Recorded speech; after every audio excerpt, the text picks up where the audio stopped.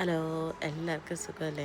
സത്യം പറഞ്ഞാൽ ഇതൊരു റീൽസ് കണ്ടിട്ട് സത്യത്തിൽ നിന്ന് ചോറും അതേപോലെ തന്നെ അവിയലും കാര്യങ്ങളും രസവും എല്ലാം വെച്ചിട്ടുണ്ടായിരുന്നു കേട്ടോ. അപ്പോഴാണ് ഒരു റീൽസ് കണ്ടത്, മത്തി ഇതേ മോഡലിൽ പൊരിക്കുന്നത്. പിന്നെ കടയിൽ പോയി മത്തി വാങ്ങിച്ചിട്ട് വന്ന് അതെല്ലാമായിട്ട് നോർമൽ നമ്മൾ ചേർക്കുന്ന മസാലകളെല്ലാം അതേപോലെ തന്നെ കുറച്ച് തേങ്ങയും കൂടെ അതിൽ ആഡ് ചെയ്തിട്ടുണ്ട്. പിന്നെ ഉലുവ ഇതെല്ലാം കൂടെ നന്നായിട്ട് നരച്ചെടുത്ത് നല്ല കഴുകി വൃത്തിയാക്കി നല്ല ചെറുതായിട്ട് വരഞ്ഞ മത്തിയിലോട്ട് ഇതെല്ലാം കൂടെ ആഡ് ചെയ്ത് കൊടുക്കുക.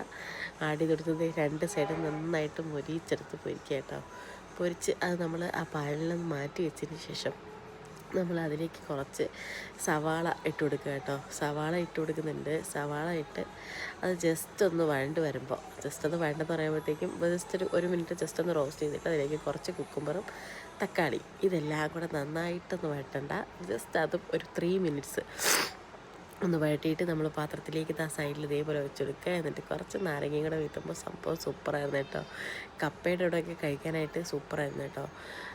അപ്പോൾ അത്രയേ ഉള്ളൂ. ചാനൽ ആദ്യമായിട്ട് കാണുന്നവരെ സബ്സ്ക്രൈബ് ചെയ്ത് സപ്പോർട്ട് ചെയ്യണേ. ഇതുപോലെ കുട്ടി വിശേഷങ്ങളുമായിട്ട് നമുക്ക് അടുത്ത വീഡിയോ കാണാം.